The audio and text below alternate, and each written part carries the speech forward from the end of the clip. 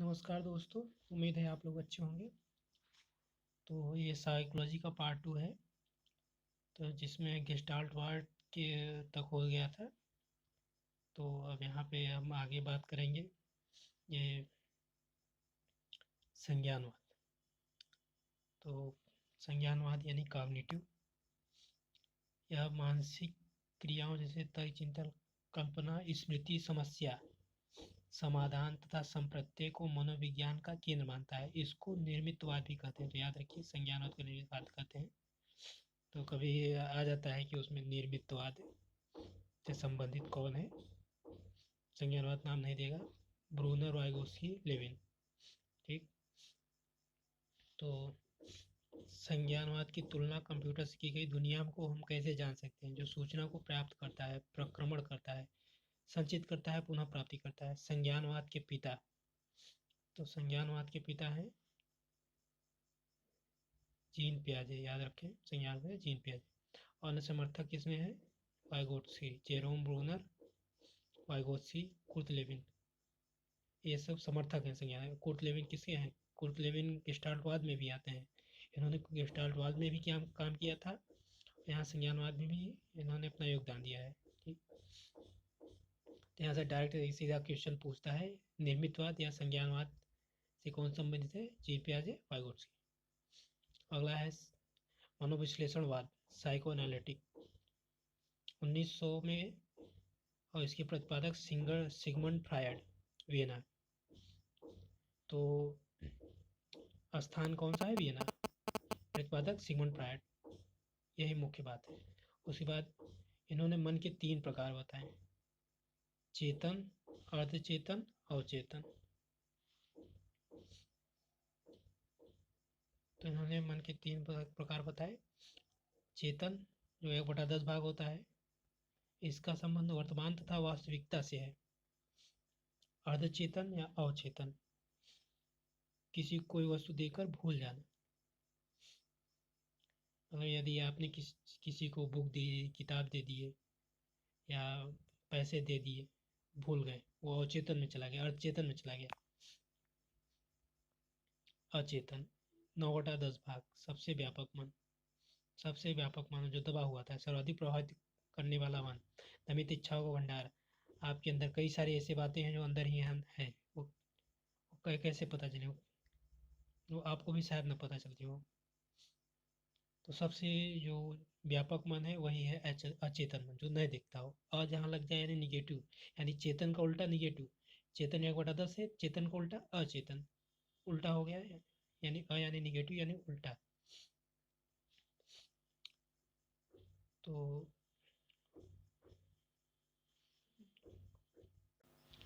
आगे बात करेंगे हम। आगे 7वां नंबर प्रेरकी संप्रदाय, यहाँ से तो नहीं पूछा जाता, यहाँ से नहीं पूछा जाता। उसके बाद साहचर्यवाद, इससे भी ज़्यादा सवाल नहीं होते, कभी पूछ लेते हैं तो जान लाग दिया है, ना के बराबर आते हैं, याद करने की जरूरत नहीं, शायद कभी पूछा हो। मानवतावाद, यहाँ से पूछा जाता है मैस्लो और रोजर्स, यहाँ से आपका सीटेट, यूपीटेट और एमेडिटेंस, एमेरिकेशन हर जगह पूछे जाते हैं। मानवतावाद किसने दिया? Carl Rogers, Abraham Maslow. Maslow Rogers, Maslow Rogers, Maslow Maslow मानवतावाद, मास्लो रोजर्स, मास्लो रोजर्स। मानवतावाद की स्वतंत्रता, अनुभूति के विकास पर बल, मानव स्वभाव को धनात्मक बताया। तो मानवतावाद इन्होंने थ्योरी दी है, वो आगे हम चर्चा करेंगे। फिलहाल तो यहाँ पे आप केवल कौन किस में आता है इतना ही याद रखें। आगे आते हैं, बात करते हैं। तो देखिए, स्किनर, स्किनर की परिभाषा याद कर लीजिए।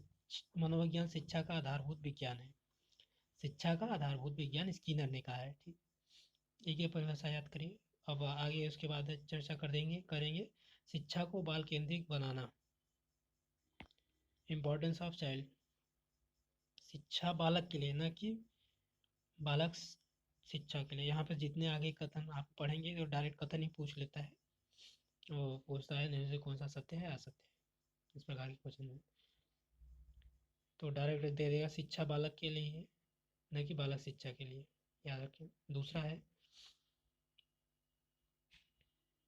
बालक की अवस्थाओं को महत्व देना, importance of various stage of child, बालक की अवस्थाओं को महत्व, यानी बालक किस अवस्था में है, कैसी अवस्था में, बाल्यकाल है, किशोरावस्था है, उसके हिसाब से आपको कार्य करना है। तीसरा है रुचियों, मूल्यों, प्रवृत्तियों को महत्व देना, शिक्षण प्रदान करना, उनकी रुचि कैसी है, वो किस में इंटरेस्ट ले रहे हैं, उसी के हिसाब से शिक्षण देना। चौथा है पाठ्य सर्वांगीण क्रियाओं को महत्व देना, सर्वांगीण विकास के लिए, उनका सर्वांगीण विकास कब होगा, जब पाठ्य सर्वांगीण क्रियाओं को महत्व देंगे, यानी केवल किताबें पढ़ाना लिखाना यही नहीं, खेल कूद, संगीत, ये सब भी करें, ओलंपिक में जाएं, मेडल लाएं, खेल कूद करेंगे तभी तो देश का नाम रोशन करेंगे, या पढ़ के किताब कितना वो विकास हो जाएगा, उससे सर्वांगीण विकास नहीं कहेंगे। पांचवा है मापन और मूल्यांकन की नई विधियों को महत्व देना, निदानात्मक परीक्षाओं का प्रयोग, मापन और मूल्यांकन की नई विधि, इसमें कैसे ऐसा नहीं कि पुरानी विधि चलते रहे जिससे छात्र का नुकसान हो जाए। पता चला आप पुराने तरीके से मार्किंग कर रहे हैं और कहीं दूसरे जगह नई तरीका आ गया, उसमें बच्चों के नंबर ज़्यादा मिल रहे हैं, आपके बच्चों के नंबर कम मिल रहे हैं, तो क्या आपका बच्चा पिछड़ जाएगा। और इसके लिए क्या करना है, निदानात्मक परीक्षाओं का प्रयोग, बार बार निदानात्मक परीक्षाओं का प्रयोग करेंगे। उसके बाद है छठवां खेल आधारित विधियों का महत्व देना, खेल आधारित विधि करेंगे, और डाल्टन मॉन्टेसरी इत्यादि, ये खेल ये याद रखें, डाल्टन मॉन्टेसरी किससे समझ, खेल विधियों से। खेल विधि में यही दो है ही, डाल्टन मॉन्टेसरी, मौर्य मॉन्टेसरी और डाल्टन। सातवां है आत्मानुशासन की धारणा प्रदान करना, वो खुद से अनुशासित रहे, उन्हें अनुशासन करने की जरूरत ना पड़े, उसे कहेंगे आत्मानुशासन की धारणा प्रदान करना। आठवां है संबंध त्रयी का विकास करने में सहायक, डेवलपमेंट ऑफ ट्राई रिलेशनशिप, संबंध त्रयी के विकास करने में सहायक। तो इस संबंध त्रयी एक संबंध होता है जो अभी याद नहीं आ रहा है क्या होता है, तो यहाँ से क्वेश्चन पूछे नहीं गए हैं, संबंध त्रयी क्या होता है ये जान नहीं याद रहेगा, कोई दिक्कत नहीं है। अगला है शिक्षा के उद्देश्यों की प्राप्ति में योगदान, ये ड्रेवर ने बताया था। उसके बाद है बालक के व्यवहार का ज्ञान करना, सीखने की प्रक्रिया में उन्नति में सहायक।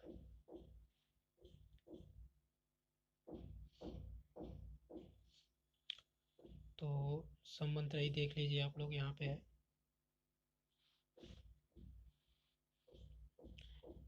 तो रायबर्न के अनुसार संबंध त्रयी किसने दिया, रायबर्न के अनुसार मनोविज्ञान के कारण शिक्षण विधियों में क्रांतिकारी परिवर्तन हुए। संबंध त्रयी बालक को शिक्षा का संबंध, बालक को समाज का संबंध, बालक को विषय का संबंध, ठीक, एक में है शिक्षा है, दूसरे में समाज है, दूसरा विषय है, बालक तीनों में है, बालक है, बालक शिक्षा, बालक समाज, बालक विषय।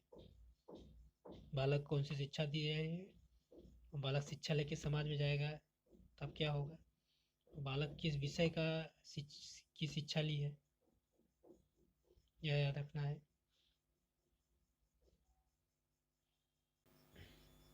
आगे बात करेंगे हम शिक्षा मनोविज्ञान का विकास, डेवलपमेंट ऑफ एजुकेशन साइकोलॉजी।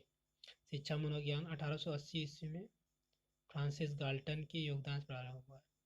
प्रारंभ किसने किया, फ्रांसिस गाल्टन।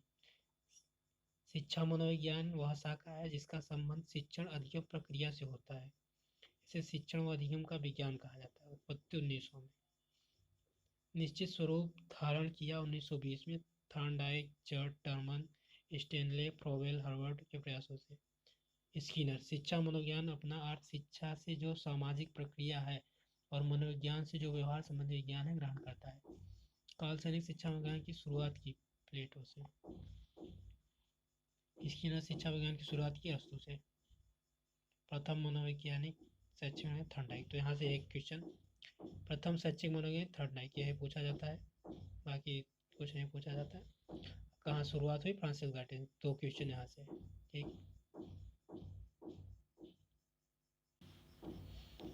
अब आगे हम बात करेंगे शिक्षा मनोविज्ञान की विधियाँ।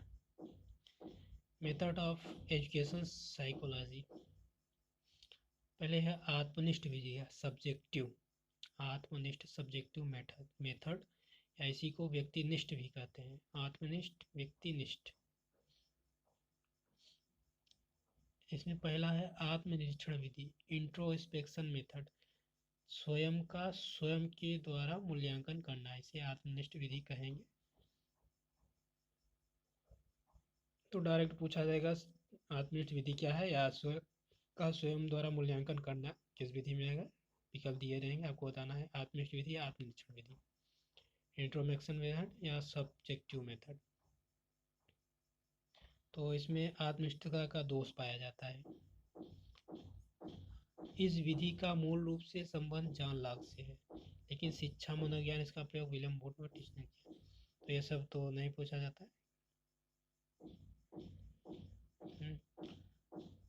तो लेकिन सुन लीजिए आप, विलियम जेम्स ने क्या किया, ने इसकी आलोचना करते हुए लिखा कि इसके द्वारा बालक के व्यवहार का अध्ययन करना ठीक है, वैसा है जैसे अंधेरे को जानने के लिए एक लाइट जला देना।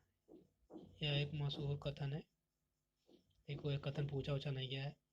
ऐसे लाभ की बात करते हैं, सरल प्राचीन विधि, कम समय वाले किसी समय व स्थान में अध्ययन संभव। कम समय चाहिए होता है इसके लिए, ये लाभ है। किसी भी समय कर देते हैं, किसी भी स्थान पे कर देते हैं, ये लाभ है। हानि क्या है, अर्धचेतन व चेतन अनुभव को लागू नहीं। अर्धचेतन अचेतन, अर्धचेतन जैसे पता है कि कोई बात जो है किसी को आपने अपनी किताब दे दी है, भूल गए। जैसे मैंने एक अपने दोस्त को किताब दे दी थी बीएड करते वक्त, उसे मैं देख के भूल गया। मैं सोचता रहा मैंने किस किताब दी, किसको दी, किसकी मैं किताब गई क्या, मुझे पता नहीं चला। ये तो उसने फिर जब लाइब्रेरी में किताब जमा होने गई तो उसने कहा कि मैंने तुम्हारी किताब ली है, तब जाके मुझे याद आया। तो ये तो था अचेतन। उसके बाद अचेतन 9/10 भाग जो है अचेतन होता है, इस पे लागू नहीं होता। सार्वभौमिक प्रयोग नहीं, हर जगह प्रयोग नहीं कर सकते। वस्तुनिष्ठता का अभाव रहता है, वस्तुनिष्ठता का अभाव रहता है इसमें। उसके इसी में है, अगला है गाथा वर्णन विधि। ठीक, तो आत्मनिष्ठ में आत्मनिष्ठ गाथा वर्णन करेंगे। कुछ निश्चित बिंदुओं के आधार पर व्यक्ति अपनी जीवन गाथा लिख देता है।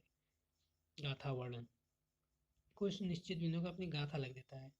जैसे आप कुछ अपने निश्चित अपनी कहानी लिखने लगे, आत्मकथा, तो गाथा वर्णन में है। ये तो सरल है। उसके बाद अब दूसरी विधि है वस्तुनिष्ठ, ऑब्जेक्टिव मेथड। पहला है आत्मनिष्ठ, फिर वस्तुनिष्ठ। आत्मनिष्ठ यानी सब्जेक्टिव, वस्तुनिष्ठ यानी ऑब्जेक्टिव। निरीक्षण विधि, इसमें पहला है निरीक्षण विधि। निरीक्षण विधि, ऑब्जर्वेशन मेथड। अवलोकन विधि कहते हैं इसे, प्रेक्षण, अवलोकन प्रेक्षण। जैसे आप देखते हो कि अवलोकन करते हैं किसी को देख के ध्यान से, अगर कोई बैठा हो देखिए, ये क्या है, अवलोकन है। कोई बच्चा हो सामने, आप देखिए बैठ के, क्या है, अवलोकन है। कोई किसी भी चीज़ आप देख रहे हैं, सोच रहे हैं, समझ रहे हैं, क्या कर रहा है क्या नहीं कर रहा है, क्या है, अवलोकन कर रहा है, प्रेक्षण कर रहा है। इसके प्रतिपादन किसने दिए, वाटसन। तो ये पूछा जाता है वाटसन, वाटसन को जरूर याद रखें। उसके बाद मुख्य प्रकार हैं इसमें, स्वाभाविक प्रेक्षण, नेचुरल, वास्तविक स्थिति में निरीक्षण, सहभागी पार्टिसिपेटिव, सदस्य बनकर साथ रहकर, असहभागी नॉन पार्टिसिपेंट, बिना साथ रहकर दूर से निरीक्षण करना। तो ये सब तो नहीं आते हैं। यह विधि छोटे बालक, जानवर, पागलों का अध्ययन करने के लिए उपयुक्त है। समझ लीजिए, छोटे बालक हैं, वो क्या कर रहा है देखिए, जानवर क्या कर रहा है, पागल क्या कर रहे हैं, वही करिए बस। अन्य प्रकार हैं औपचारिक, अनौपचारिक, निर्देशित, बाकी सब तो नहीं आता। छोड़ो इसको।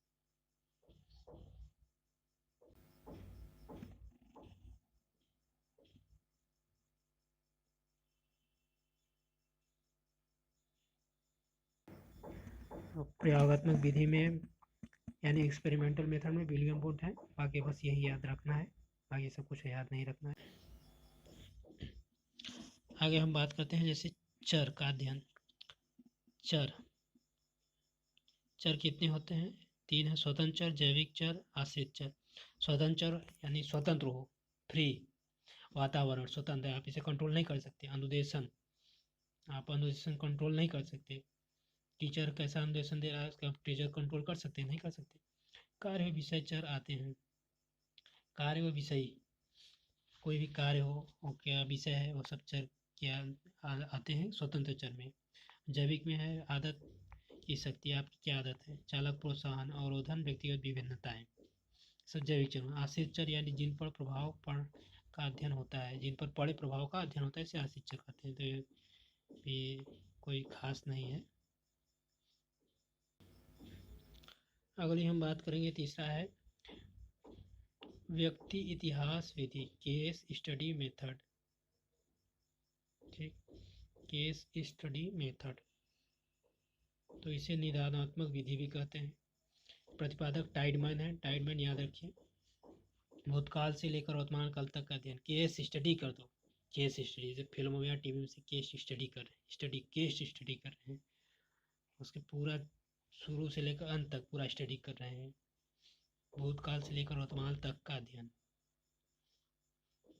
किसी का जैसे फिल्मों में देखे होंगे, किसी का जैसे मर्डर वर्डर हो जाता है तो उसका केस स्टडी करते हैं। मतलब जब तक वह व्यक्ति जीवित था, उससे पहले भी, बचपन से लेके उस मृत्यु के बाद भी क्या हुआ, कैसे हुआ, उसका भी पूरा अध्ययन करते हैं। यानी जन्म से लेकर मृत्यु तक पूरा, भूतकाल से लेकर वर्तमान तक का अध्ययन केस स्टडी में आता है।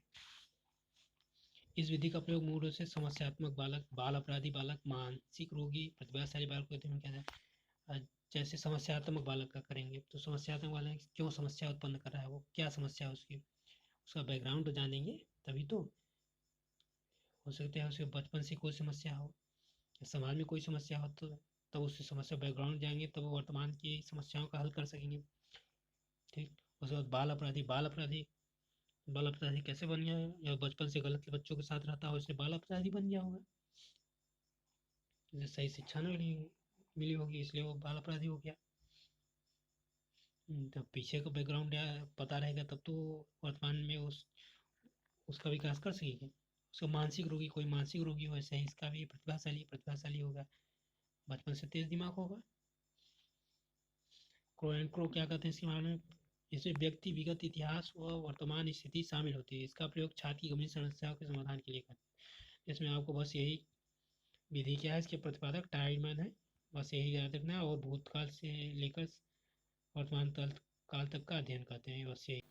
तो केस स्टडी के बारे में टीपीएम क्या कहते हैं? किसी व्यक्ति या समूह का गहन अध्ययन, किसी व्यक्ति या समूह का गहन अध्ययन। गहन अध्ययन कब होगा? केस स्टडी होगा, केस स्टडी में गहन अध्ययन होता है।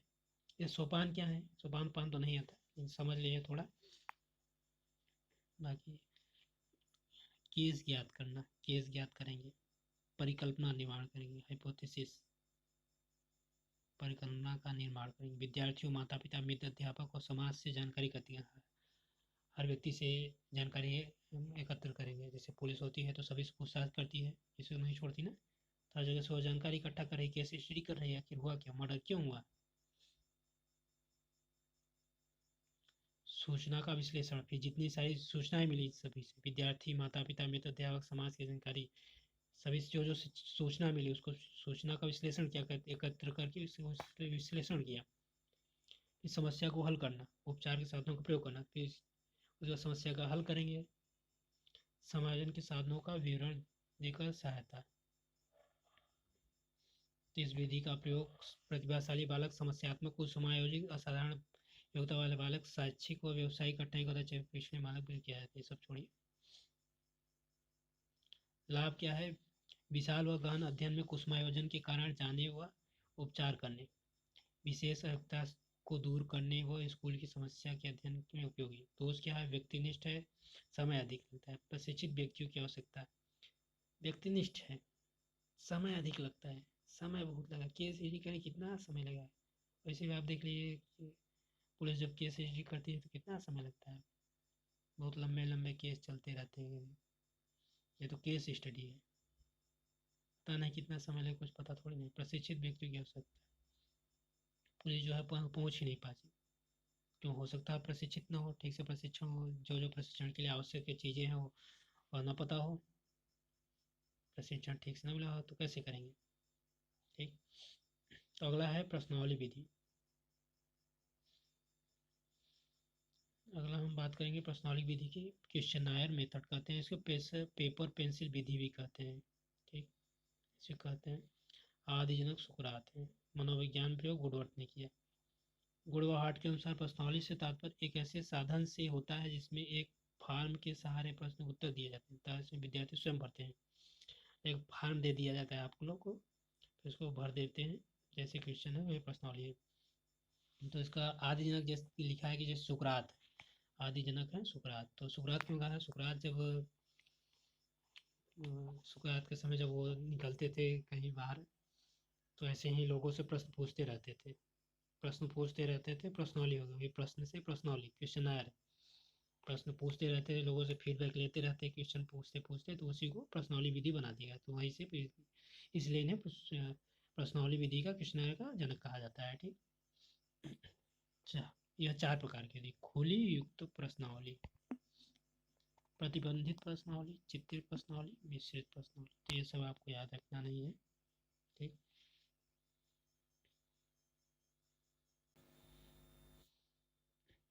अगला हम बात करेंगे मनोविश्लेषण विधि, psychoanalytic method. Sigmund Freud Vienna के थे, नाम सुना ही होगा आपने। इन्होंने अचेतन मन का अध्ययन किया। पूछता है अचेतन मन का अध्ययन किसने किया? Sigmund Freud. सिगमंड फ्रायड ने किसका अध्ययन किया? अचेतन मन किया। सिगमंड फ्रायड किससे संबंधित है? मनोविश्लेषण विधि से। मनोविश्लेषण विधि किससे संबंधित? सिगमंड फ्रायड से संबंधित। और व्यक्तिगत अध्ययन व निर्देशन में उपयोगी। 2 प्रकार के होते हैं, स्वतंत्र साक्षर विधि, स्वप्न विश्लेषण, शब्द संपर्क। विधि तो नहीं आता है सब। ठीक, बस ये ऊपर सिगमंड फ्रायड और मनोविश्लेषण, अचेतन, ये 3 बातें याद रखिए। 6वां है समाज विधि, सोशियोमेट्री, जेएल मेरिनो। डायरेक्ट पूछेगा समाज शास्त्र विधि के जनक जेएल मेरिनो। जेएल मेरिनो किससे संबंधित है? समाज शास्त्र विधि, सोशियोमेट्री। बस इतना ही क्वेश्चन, और कुछ नहीं। और आगे 7वां विभेदात्मक विधि, कैटल, ये तो नहीं पूछा जाता है। और 8वां है विकासात्मक विधि, डेवलपमेंट मेथड। प्रतिपादक जीन पियाजे। बालक के विकास की अवस्थाओं का अध्ययन किया जाता है। तो विकासात्मक विधि के कौन थे जनक? जीन पियाजे। डायरेक्ट वही क्वेश्चन, जीन पियाजे ने किस विधि को प्रतिपादित किया? विकासात्मक विधि। अगला बात करेंगे हम तुलनात्मक विधि। वैसे पूछा तो नहीं गया है तुलनात्मक विधि। अरस्तु इसके प्रतिपादक हैं। व्यवहार समानताओं व असमानताओं का अध्ययन।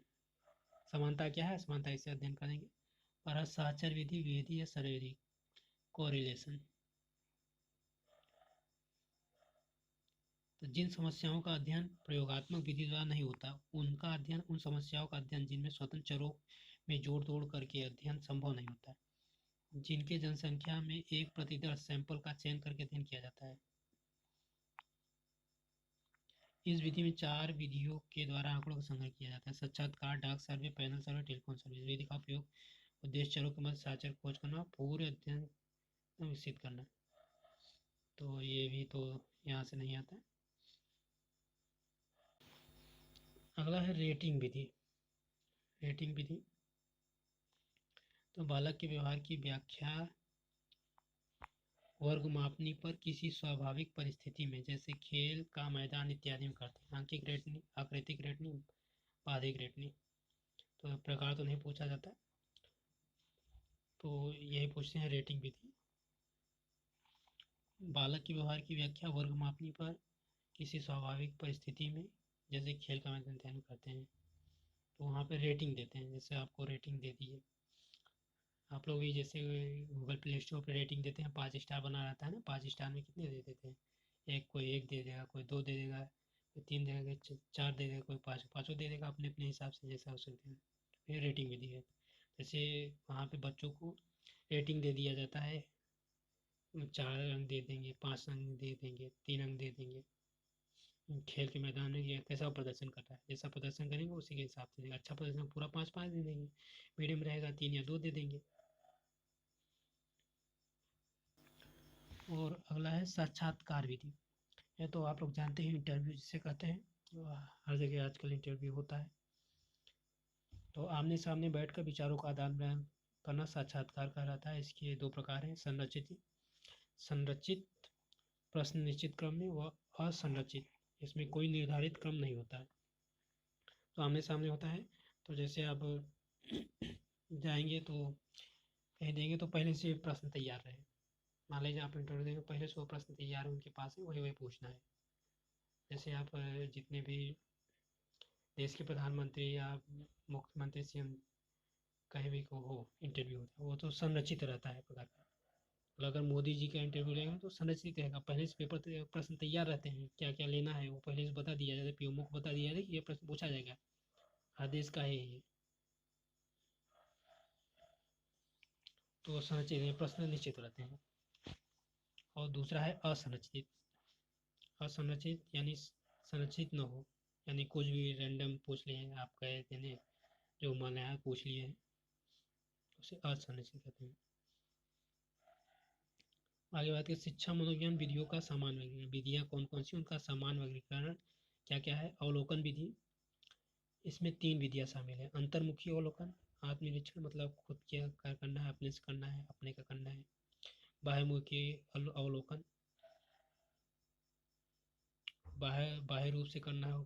प्रयोगात्मक विधि, प्रयोग के द्वारा अवलोकन करना है। ये अवलोकन की विधि 3 विधियाँ हैं, तो ऐसे तो नहीं पूछा जाता है। और दूसरा है प्रतिपादन की विधि, 5 विधियाँ हैं। मनोविश्लेषण, केस स्टडी, विकासात्मक, तुलनात्मक, रोग विज्ञान समझ। मनोविश्लेषण सिगमंड फ्रॉइड जानते हैं, केस स्टडी ये भी जानते हैं आप।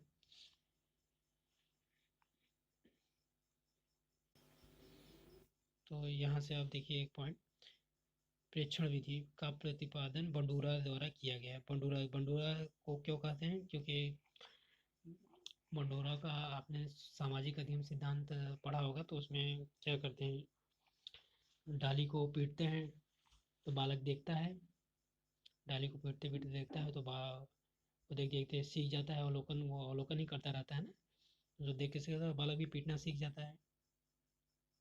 तो यहीं से बंडूरा का प्रेक्षण विधि निकला। दूसरा है, तीसरा है क्या, जॉन डीवी 1984 शिकागो विश्वविद्यालय में शिक्षा मनोविज्ञान की प्रयोगशाला की स्थापना की। शिक्षा मनोविज्ञान की प्रयोगशाला की स्थापना किसने की, जॉन डीवी ने की। तो उम्मीद है आप लोगों को यह क्लास अच्छी लगी होगी। तो यदि आप लोगों ने चैनल को सब्सक्राइब नहीं किया हो तो सब्सक्राइब करें, लाइक करें और शेयर करें, अपने दोस्तों को बताएं। आगे का नेक्स्ट पार्ट वो भी जल्दी आएगा। तो यहाँ तक के लिए धन्यवाद। जय हिंद, जय भारत।